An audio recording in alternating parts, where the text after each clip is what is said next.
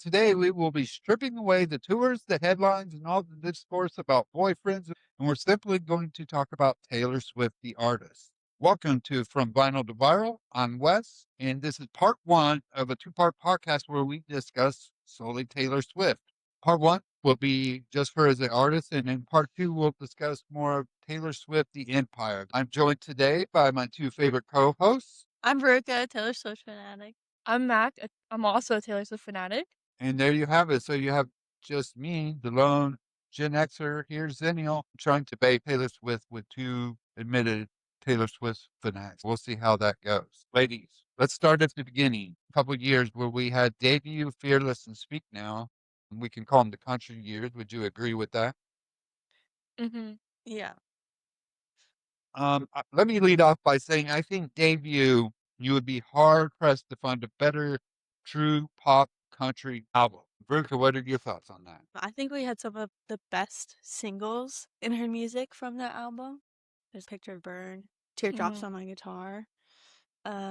Yeah, I would agree with it being one of the best country pop albums there was. I think it was groundbreaking at the time. Yeah. I mean, I think she also paved the way for a lot of other country pop artists to kind of dabble in things. If you think about Kelsey Ballerini nowadays, she definitely got some of her style from 15-year-old Taylor Swift, which is kind of cool to see how that's progressed.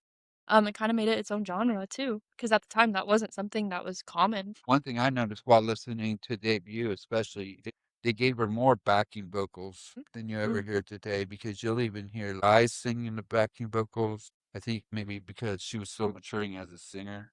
Yeah. What do you think? I was gonna say in the earlier years, she gave her band a lot more space. Her band's been with her this whole time. They still toured with her on the Eras tour, but you kind of forget now in these newer years that they're even there. I know you guys are both on the younger side, and I can't remember what year debut came out. Was that the first Taylor Swift you heard or first Taylor Swift you remember? Both. Mm-hmm. Definitely first Taylor Swift I heard, first Taylor Swift I remember. I would say the same. I think it was the first Taylor Swift CD that my sister and I had too. Okay. Debut. I remember hearing it the first time, maybe from my parents or something, because they'd listen to country music, and that's where she started was Mm. modern country music airplay. Picked her up first, of course, with a song titled Tim McGraw.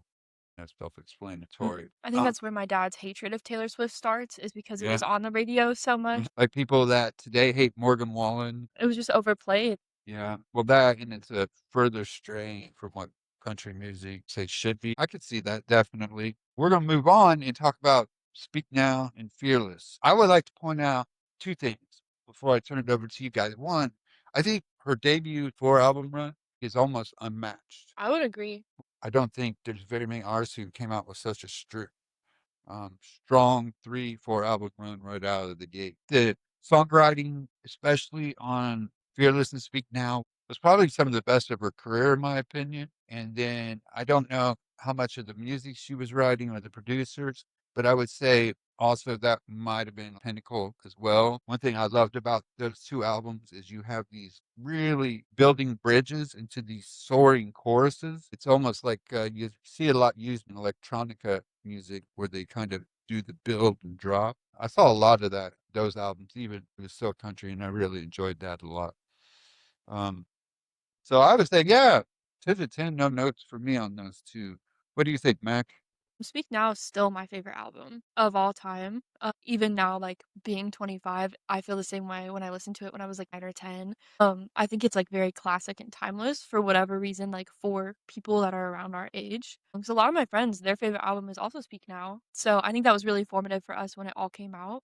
And then Fearless again is one of those that was like classic. I remember seeing videos from like the Eras tour of like the Fearless set and everything. Like she still made it the same as it was when it first came out. It still felt original and true to her, which I think is really cool because so many artists change things over time. I think that Speak Now just as an album has its own really strong identity, which Mhm. makes it so easy to just stay true to the original text. What are your thoughts on Fearless, Veruca? I think Fearless is good. I honestly think it's like underrated. It got Mhm. caught between debut and Speak Now, of course. And at the time it was so popular. I mean, there's songs from it, Love Story 15, Mhm. that still like are so popular to this day. The white boy anthem, as some might say for some of those Literally. songs, but it just doesn't get talked about. I'm glad you mentioned Love Story because I think that might be her most well-written song. It's definitely one of the most popular songs, hands down. How do you feel about the first 3 albums as a total? I don't Mhm.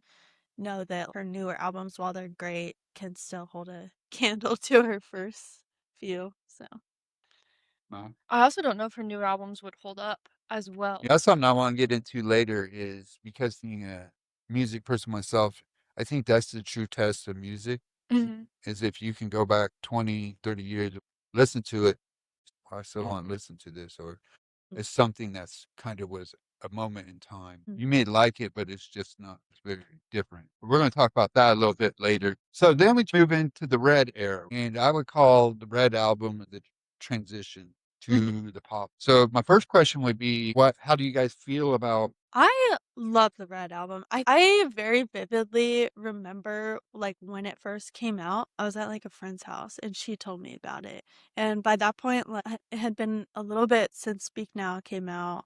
And just wasn't really like expecting new Taylor Swift, but then also to see the cover where she's wearing like the hat and the red lipstick. Oh, this is gonna be like something different. And it definitely wasn't a favorite at first because I missed those first 3 albums, but as time has like gone on, it has like built up. That was my favorite CD. That was the first one that I bought. The other 3, I think my sister had and we shared, but Red was mine. I remember listening to it so much, and then I forgot about it for a while in my life. So then when the re-records came out, my housemate at the time and I prepared for it by listening to the original, and that like sparked my love for that album. And ever since then, it's been like constant in like, my album rotation. When I'm like, in a rut where you don't want to listen to any music, you just feel like music is kind of gross or it's overwhelming, that's my go-to album to get back into it is her original recording of Red. I loved it, and the storytelling in almost every song on there is so good.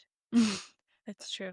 I think for me personally, Red might be my favorite album. I'm not into her kind of style of country music at all. That's fair. I appreciate country music. I grew up listening to it nonstop thanks to my parents, but I'm more back in the 80s and 90s type country. I still appreciate how those records were written and how they were produced. I want to ask you guys, how did you feel about her transition to I mean, I feel like I was too young at the time to really like care either way. I don't think looking back on it, I don't think it was a bad thing. I know that like my husband would say different. He only wants to listen to the first 3 albums if he's gonna listen to Taylor Swift. I can't even imagine him listening to Taylor Swift. We'll give him debut and he'll be there. I would watch like the country music channel music videos, and Red music videos were still on the country music channel. Right. So Really? I think at the time I didn't realize that she was transitioning to pop music because in my head it was all the same things. Again, I think I was too young to really see like the end of country, the beginning of like pop, and like no in between.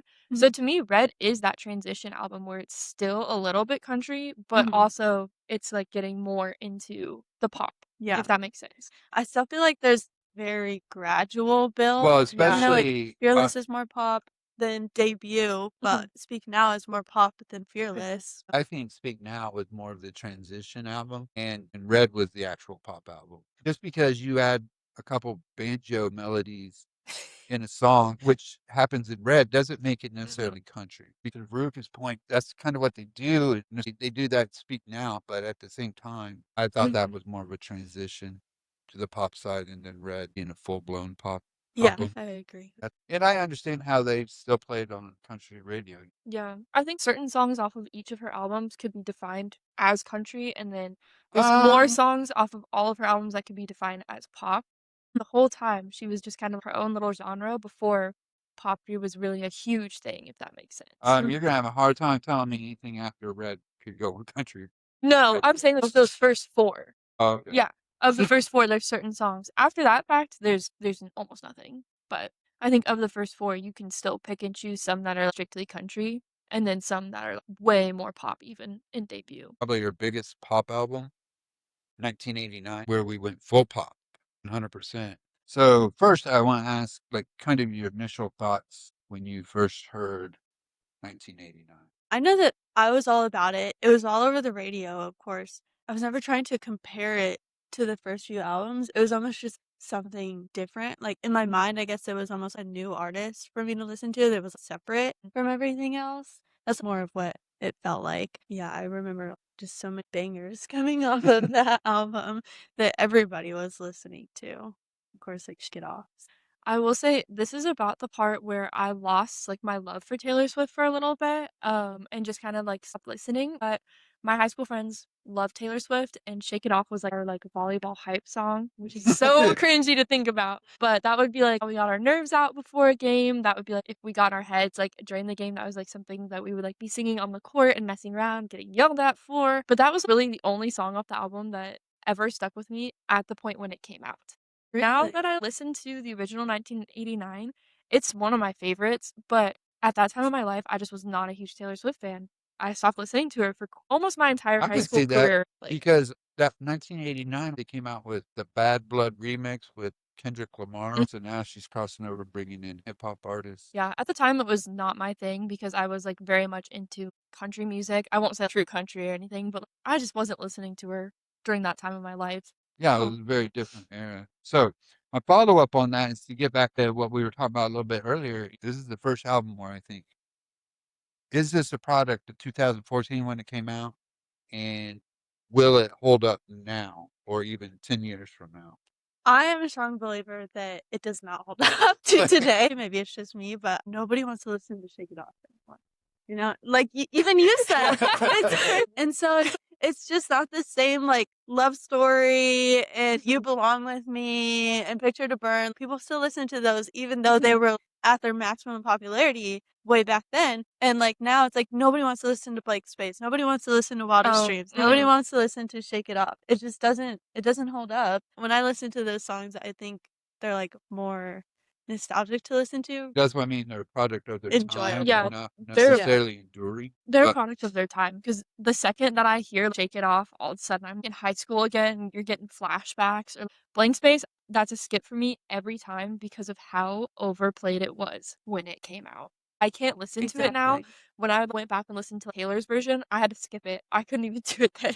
Yeah. well, I have a lot of that was music I listened to as a kid, but I think it's interesting that you do because you guys grew up in an era where you really didn't have to deal with radio play. Yeah. So I don't know how like you get into that situation of hearing it too much because I'm Well, a think about, Nirvana like- fan and I can barely listen to Smoke Spirit. Right. That's fair. I still think that our generation was like listening to the radio, number one, maybe not as much as before. We're school age, so you're listening at the will of everybody else of what you listen to during the day. Like your teachers are putting it on, you're going to pep rallies, they're putting on Yeah. volleyball games. They literally used Blank Space in everything because that was like the song. I remember like sitting in like computer like keyboarding classes and that would just be the music video that just played the entire time because like someone would get to pick the music each day and every single girl wanted Blank Space. There you go. So it just was so overplayed. You're on the bus and like somebody's just playing it from their phone. Yep. Before we jump, what were your feelings about those two? We had the group because I kind of see them as an era unto themselves.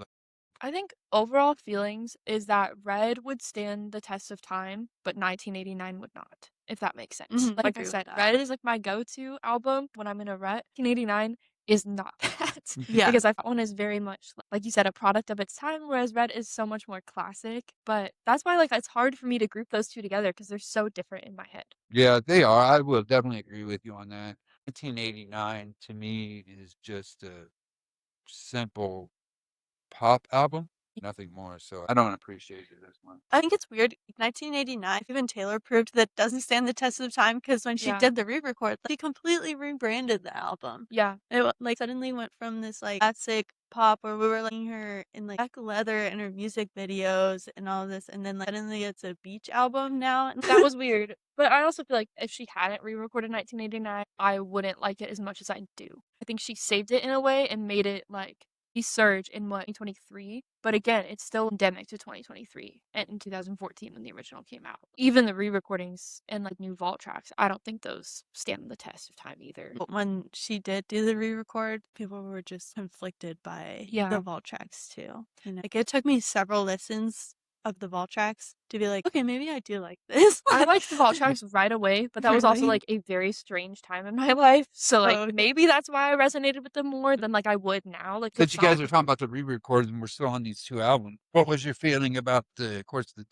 10-minute version of All Too Well? Oh, I mean, love, obviously. Yeah. Was that something the fandom knew about that was existed, or was that just something? Yeah, that it came sounds out? like a rumor. Tweet So there Mhm. was, like, tweet or something that she had said she still had more to say, and I don't remember if Mhm. that was, like, tweet right before she re-recorded I thought it was a rumor a minute before the re-recordings, but I don't really remember it as Yeah, like I could've swore there was, like, this conspiracy all along that there was a longer version. she had said it previously, and then I think it resurfaced right before she did the re-recordings. Hmm. I also remember it was a huge debate with my friends at the time was, did Taylor Swift actually write the 10-minute version when she originally released Red, or do we think that she added more to it When she looking did back? the According to what I read, she wrote it all at once, 10-minute version, and then the producer said, "No, we can't put a 10-minute song on this album." Mhm. And so she got with another writer lady, and she helped her scale back.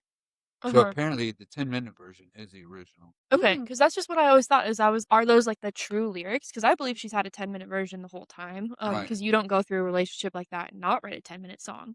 But Mhm. I also was conflicted of some of that, is she looking back on it now, years in the future, or was it No, always the same lyrics? it was yeah, it was written that way from the beginning, Hmm, which is weird to me because did they release All Too Well as a single?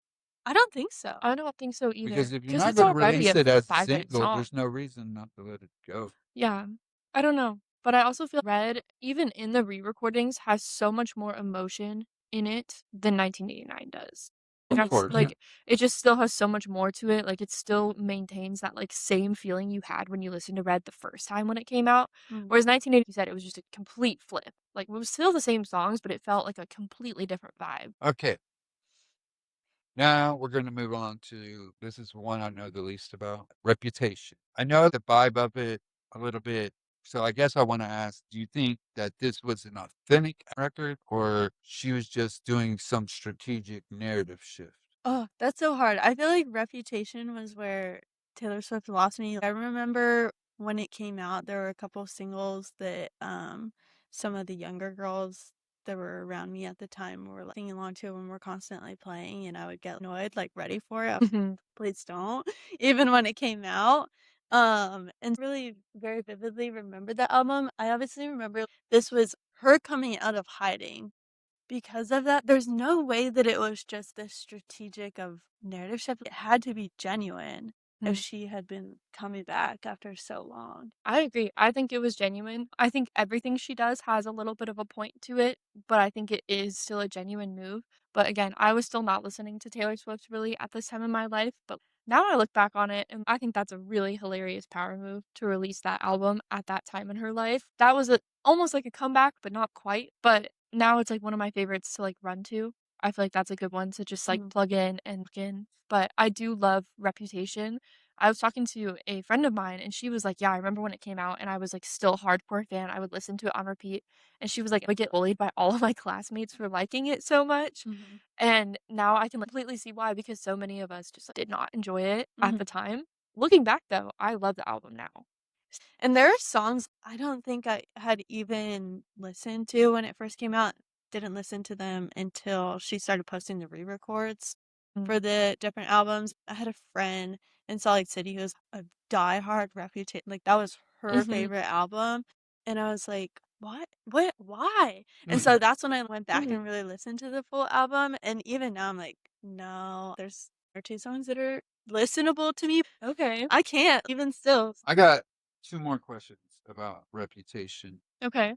First one is, I feel like, from what I've heard and understand, that Reputation was a very much you love it or hate it. Yep. Yes.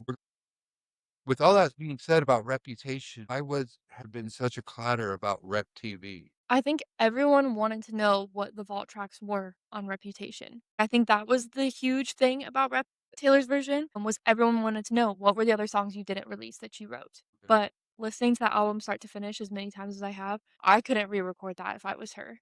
I could not and make it as genuine as it was. I think that's one where I'd be okay if she never re-recorded it. I think for me, the vibe that I got of people who were really, really wanting Rep TV to come out was that they thought that that she was going to use it the same way that she used it when it first came out, of it is Mhm. gonna be like a really like statement piece, and that maybe even these vault tracks were gonna be like current. but Yeah. saying more of like what was going on at the time. Truthfully, I think that we got Tortured Poets Department instead of getting I think Rep so too. TV I think because so that was too. like her statement said. Because there are a lot of songs on Tortured Poets Department that if I didn't know they were on Tortured Poets Department, I would think they were on Reputation. Like, Thank You, Amy, I would 100% think that was Reputation. So that's the first one that pops in my mind, but I'm sure if I went through, I could pick it out. We got Tortured Poets Department, and then everyone was like, I can't imagine what Rep TV vault tracks would be like. We need those. And I was like, I think we got them. That's what that is. Yeah, that's what Tortured Poets Department was. Okay, let's move on to the next one, which was another, well, not dramatic shift, but it felt like to me personally, we were right back to 1989, and that was Lover. Oh, once again, I was still not really a Taylor Swift fan. Same thing as Reputation came out, I wasn't listening to it. Same thing when Lover came out, I wasn't listening to it. When I went back and listened to both of those albums, I think that Lover is better than Reputation. It's a controversial thought, but it's still not like there for me. It's like Lover and Reputation. I forget that Lover exists every second of my day. I forget too. Like, there's maybe 2 songs that I could name off of the album, and one of them is Lover because it's the album name, but like I can't even listen to it now. I just can't. That's one that it's all skips for me. I remember listening to it when it came out. I liked it. I remember the one song that You Need to Calm Down. That was the single of the album, and so there was the music video. I remember when that came out, but even then when that came out, I was not listening to the rest of the album. Coming back and listening to it, I was like, okay, there's actually more tracks on this album that I liked than I thought. Like The Man, Paper Rings, Lover, Miss Americana, and Heartbreak Prince. That one's good. And I also think what's funny about it is Lover didn't really get its full moment, didn't get a whole tour, right? No. And so when it came back to Well, that was the Eras, COVID. I think it was like I feel like it was like right before. It before came it. out in 19.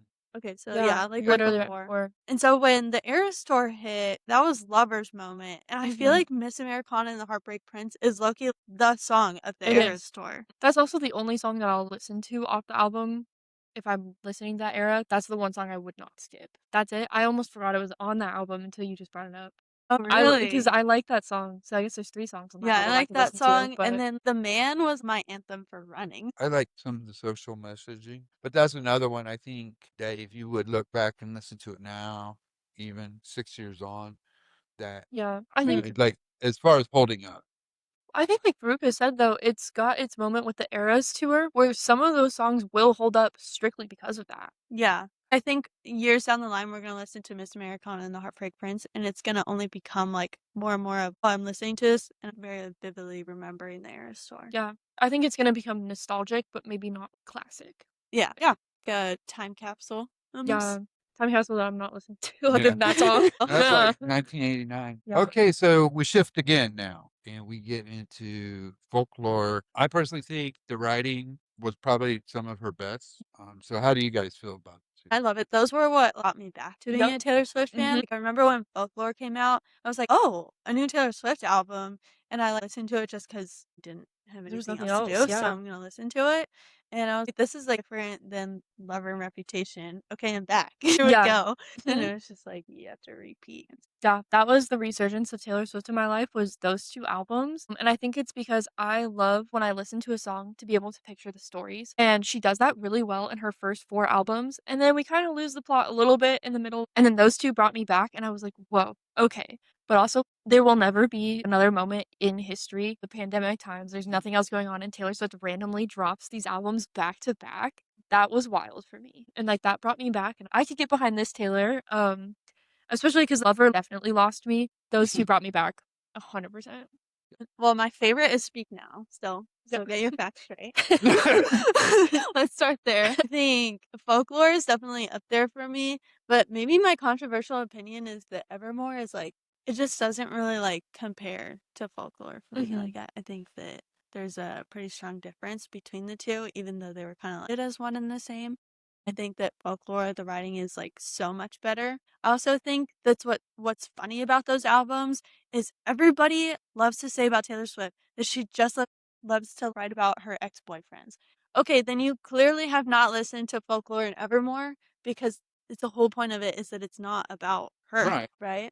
She's telling this completely made up story throughout most of them. Of course, there's a couple of songs off of Folklore, like The Last Great American Dynasty, that are more so about her life. But Great American Dynasty is one of my favorite Taylor Swift songs. It's Literally about her Mhm. house. It's so good. Yeah, people who say that she only writes about ex-boyfriends are the people that are only getting that opinion from other people who just say that. They don't form their own We're gonna thoughts. talk about that more Yeah, in a minute. it's just like a bandwagon thing. Her writing in those albums is so much better. Like, that almost prepared us for what we see coming after them too. Those 2 were just bringing us back into her story and kind of back into what she was doing and back into her writing because I think at the end of the day, yeah, she's a performer and yes, she's an artist, but her writing, if you just look at the lyrics from those albums and you add no music to them, they're still such beautiful pieces. Right. Where her other music, some of those albums can't do that. That's what it is for me. Words in itself are just so much more beautiful in those 2 albums than they are in any of the others. Mhm. So I would ask, do you think that those 2 albums are what establishes her as a serious artist? No, I wouldn't say that personally, just because I think that the Ed is probably where she established herself Mhm. as like a real true Okay, artist, but if not the first 3 albums. I don't think that's what established her as a serious artist. I think, like Veruca said, the first 3 albums, and we get to Red, we know she's in the game. And then she loses some of us, like, on and off through the next few, and then she drops these 2 albums, and we're all, like, reminded of what she can do Mhm. when she, like, puts her mind to it and, like, has her, like, art at the center instead of, like, money making at the center. I would also say, even though I was like lost through Reputation and Lover, that wasn't to say that I discredited her as an artist when those Yeah. albums came out. It was just more, okay, this is not for me. When I was listening to Are You Ready for It? Not for me. And I didn't even listen to like the rest of the albums at the time. And Mhm. like going back and listening to it, I can respect the writing in those albums. It's just, once again, it's like, it's not for me. okay. Now we're gonna move into what I like to refer to as her meta era, where her music to me takes a turn and it becomes more real world, self-centered type. And I have a lot of thoughts about that. So what are your initial thoughts? I know that we have different opinions already on Tortured Poets Department. Well, And like we Midnights. also and Midnights. Midnights, yes. But those are some of my favorite albums. Folklore and Evermore like brought me back in, but those 2 had me sad for Taylor Swift. That's like when I really started becoming like more involved in like her music and like listening to it more nonstop. But I felt those were like stories and songs that I could really relate to at the time. And she was writing for herself in those, where I know that you don't necessarily think that, if that makes sense. No, that's not what I'm saying. I actually think she's strictly writing for herself and not people. Okay. So I look at them completely opposite. I think I listen to most of them and it's just too much on the head. And for me, those albums were very much, I just didn't see anything outside of hearing them once and hearing the story. I will say, like, the first time I listened to Midnights, I was in the back of my mind, I was like, this is another, like, Lover and Reputation. Like, it's not going to be for me. But like the second go around, I like really listened to what she was saying, and that's where I was same as you. Okay, this feels really relatable. Like Anti-Hero, Mastermind, Mm, Dear Reader. Those were my favorite songs off of the album because I could really felt what she was feeling at the mhm. time. And I feel those songs are honestly some of her most personal songs ever in her songwriting, and they're just highly relatable. I think with Midnights, you just have to move past the production of the Yeah. album. I will say when, like, Tortured Poets Department came out, like, there's some relatable songs, but that one's, like, not so much me. I get what you're saying about, like, them being very meta because while they are, like, deeply personal to her, I think you have to move past the fact of sometimes she's a little out of touch because Well, yeah. Well, that's kind of my bigger, larger point with those two is to me, that was where she stopped making things that were outside of her fandom. It was just for this group and nobody else really is a part of it. We're going to talk more about this in the second episode where I felt like things got really self-centered hmm. Mm. and people that worshipped her. Do you see Midnights as this album that's really personal to her and is really about her, but not so much the personality traits that can be highly relatable to people? I Yeah. feel like that's the divide there. They can move beyond the fandom if you are somebody who can relate to those lyrics. They're not just about Taylor Swift. They're I about don't what it know. is Like to some be of them like are that kind of strictly, person. back up a minute. I love All Too Well, but Mhm. I thought that was done way better. I just don't need more of it. Mhm. And I think that's where I knew you were talking about earlier. She gets criticized for writing about ex-boyfriends and stuff and drama. Well, that's all she did with those two albums, in my opinion. No, not at all. Midnights is not at all that. I mean, if you Well, even it's listen to bullcrap like because it's about the Mastermind, Scooter Braun and all that. Here's right now Anti-Hero and about Mastermind are completely just about growing up with her personality traits of being this outsider and not being able to make like struggling through friendships and just struggling through life in general just because of the way she is in her own mind and not necessarily about things happening in her life. disagree because there's one that straight up talks about her hanging out with his wife and dressing for revenge. Dressing for revenge, isn't that like vigilante shit? There's karma and vigilante shit. Both of those are kind of that vibe. I'm not even gonna go into torture. Disrespectful. Those are two of my favorite albums. I don't know. I really liked them, and I thought again it was good storytelling. I don't think it was as good as Folklore and Evermore, but you can picture what she's like telling the entire time. Like her lyrics, a good story. You're on Your Own Kid was probably my favorite just because of the imagery that I got. But again, it's probably one that like I really relate to. But a lot of people could if they like actually listened to the lyrics and didn't just stop at the fact that it was a Taylor Swift song. Yeah. I feel like a lot of people do that. Yeah. Those are in my book, those are like in my top 5 albums. Those two would be. Midnight's definitely is one of my top Taylor Swift albums. Torture Post Department, not so much. And I think maybe just because that album is so polarizing to me that I can't, it's all of it. But yeah, like Midnight's is like deeply personal to me. Before we move on to something. Move on. Yeah, Before Opalite. things get- Opalite. And the Opalite. Life of a Showgirl. It was like Lover for me. I think I counted there are 5 songs on the album that I like would listen to a second time. I don't know. I had a hard time getting past it. I listened to it on FaceTime with my 2 best friends, Liv and Adri. And Liv, she was like, "Okay, it could go either way." And I absolutely hate this album. There's 5 songs that I like. And then Adri, who just got married, is in love, she's all happy and shit. She was like, "This is the best album that's ever been released." So that's and gonna like, be you soon, yeah, right? no, I was listening to it and I was like, I can't get behind this at all right now. Like, and I just think it's one of those things where like I have to be at like a certain like in a certain mindset to listen to some of those songs. I remember showing one of my coworkers who is a Sabrina Carpenter fan the last song. She's like kind of removed from pop culture and not really all there sometimes. She was like, yeah, the song Taylor Swift just gets out saying the entire time. And I was like, you're kind of right with that. I have to agree. disagree. Sabrina ate her up. Yeah, I think Sabrina ate on that, but that would be one of the only songs I would listen to a second time. I didn't like it, and it was so hyped up that I almost didn't want to listen to it. Ahead of the album being released, obviously, Travis Kelce talks about it on New Heights, and he's like, Yeah. nothing but bangers, bangers, Yeah. and everything. That's because it's literally And sorry. It's about him, so of course he has to say that. I guess that's true. Good point. But then there was also a thing that came out that was like, it's going to be Max and Shellback again, which is the same producers from 1989. And so I'm thinking, okay, Travis Kelce says bangers. We have the same producers from 1989. We're about to get a ton of singles that are going to be time capsule once again. Like it's going to be like, okay, these aren't even songs I would put in a time everybody's going to, capsule. right, exactly. And then we get the album and it's like, okay, pause. She always releases the track names ahead of the album. And I saw that The Fate of Ophelia was going to be on there. I'm a huge Hamlet fan. Well, Shakespeare in general. So seeing that, I was like, oh my gosh, I can't wait, because obviously Taylor Swift's lyrics have been deeply inspired by literature before. Folklore was heavily inspired by the book Rebecca. And so that was one thing I really loved about her music before. And so, hell yeah, we're giving Shakespeare. Yeah. And I will say The Fate of Ophelia is one of my favorite tracks on the album.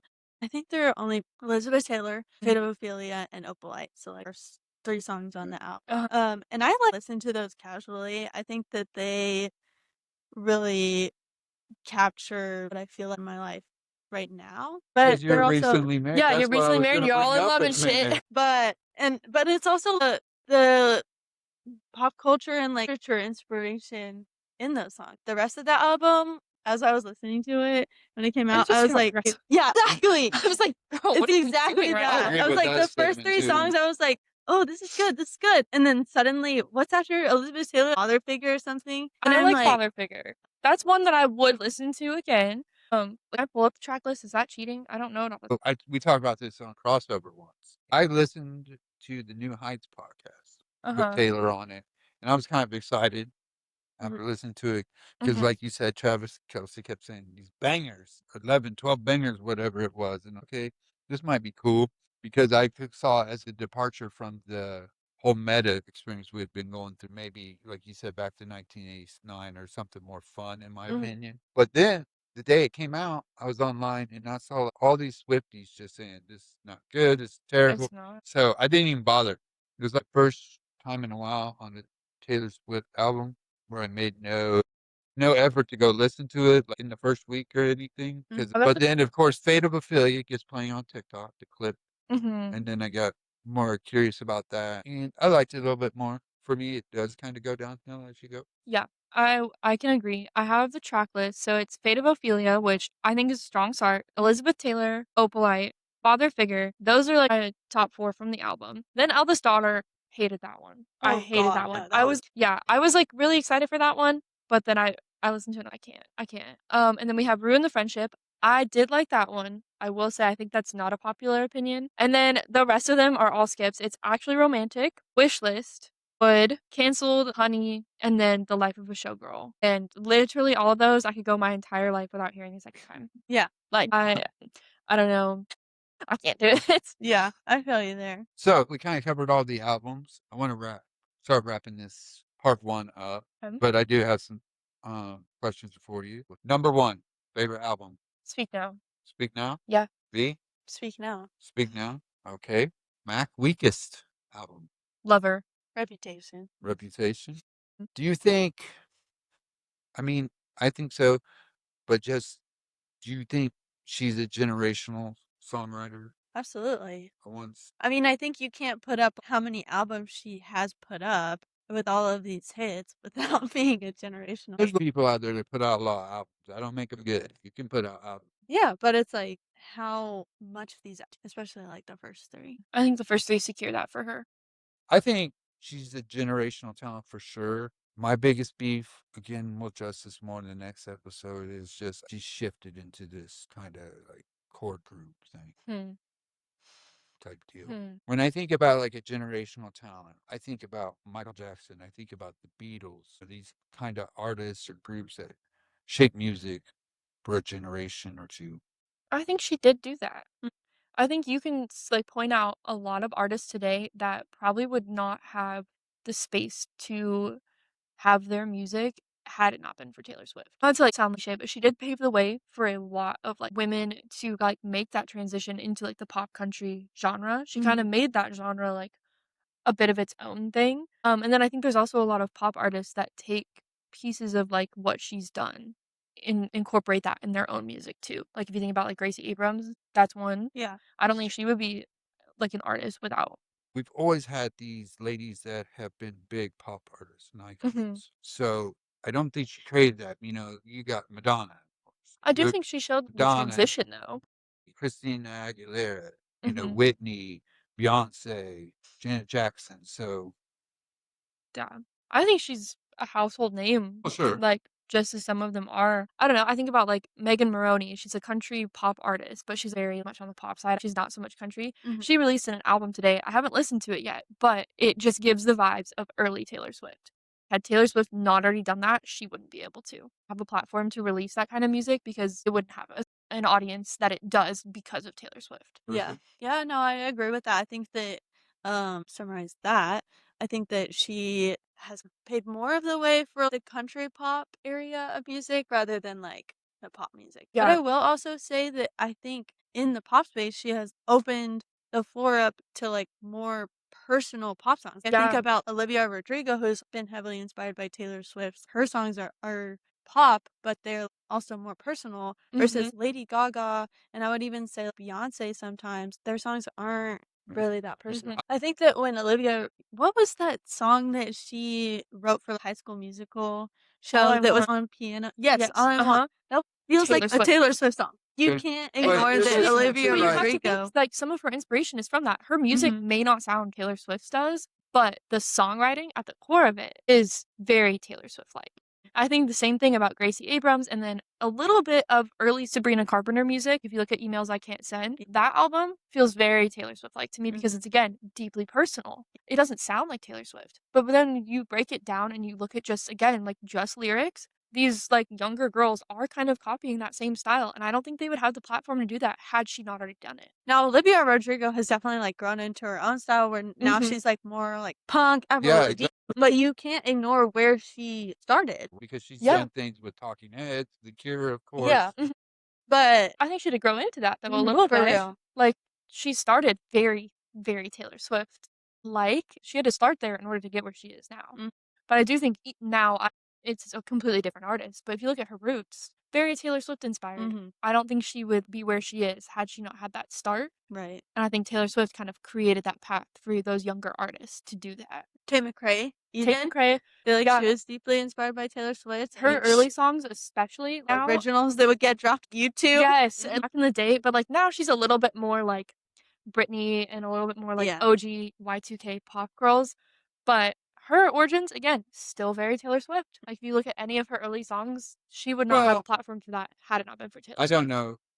Hardly not Skill speak, issue. but when I think if you're going to say somebody's inspired more by Taylor Swift, I look at the root of Taylor Swift, which is a girl and her guitar.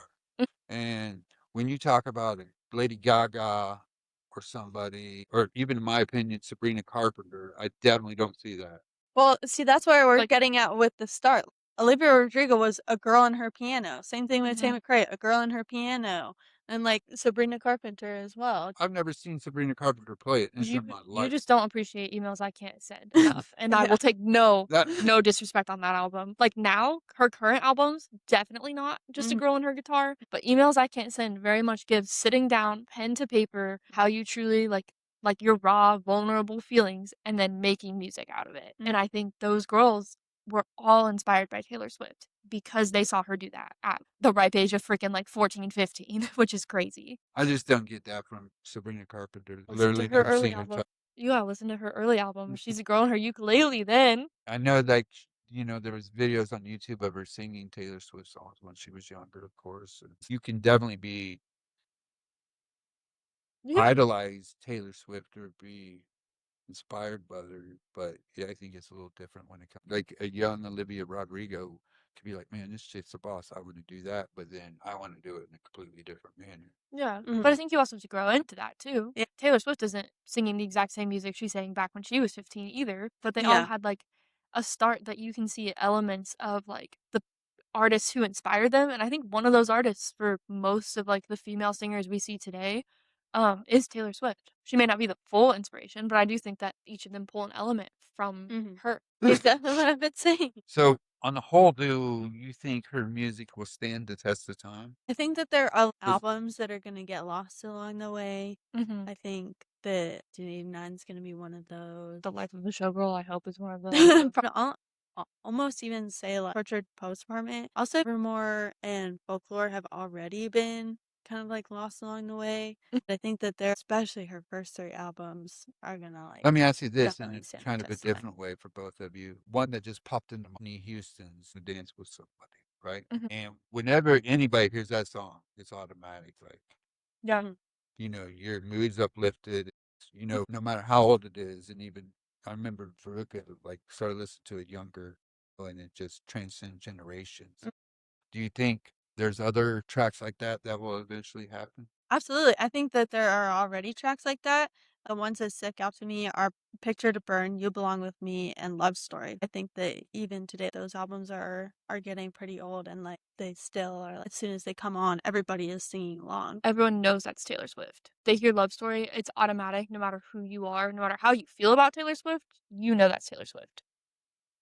Well, it's not just about knowing Taylor Swift. It's about, is this something that people will look back on in 40 years or 30 years? Like the Whitney Houston example. Younger generations and older generations are still going to be like, oh man, I love this song. I think that we're gonna be that way with a lot of the songs off of 1989. Blank Space, Shake It Off, Walk the They play those, Streets. we're gonna get flashbacks. Like, we're oh already God, turn it like, off, turn it oh off. God, cringe. But there are a lot of songs that are exactly like what you're saying about I Want to Dance with Somebody, where everybody knows them. If you played You Belong With Me in a club, even though that song is old now almost, you play that in a club, everybody is going to be singing along. Or even Donna's, really her 80s bangers. Because she kind of, a lot of her other stuff after that didn't really hold up. Yeah. I think it's gonna be pretty similar with Taylor Swift. I feel like Taylor Swift fans is a different story. Obviously, they will always love certain songs, but just a general population, you play some of those songs from the early albums, I think they're gonna have the same experience in 20 years that we do now with past artists, like you said, Whitney Houston, having those like, go-to songs that like just everyone knows. Here's an interesting question I just kind of thought of. Again, being a Gen Xer, I think about Alanis Morissette a lot, right? Mhm. Okay. And she had like one record that really stands out, Yeah. right? That became like a generational hit. Do you think there's one of those in Taylor's arsenal? I think that Speak Now is like one that Mm. stands out. I mean, like Back to December, Chanted, But do you think in Lawless. like 10 years from now, girls their age or a little younger will be wow, Speak Now and how and feel like, oh, I really like this.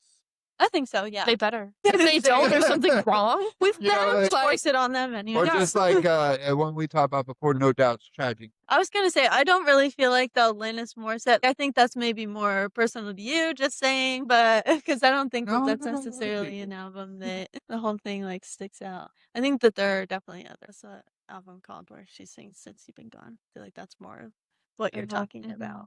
Can I say something real quick? Okay. This is a take that everybody should know. They started American Idol and got it right in the first season. They should stop there. Yeah. Like they nailed it. Yeah. We found the American Art. Idol in season 1, and Literally. we've gone downhill since then by far. I saw a TikTok about that. I personally have never really been a Kelly Clarkson What? fan. I know, and I have a really hot take about it, but Yeah. we don't need to go there.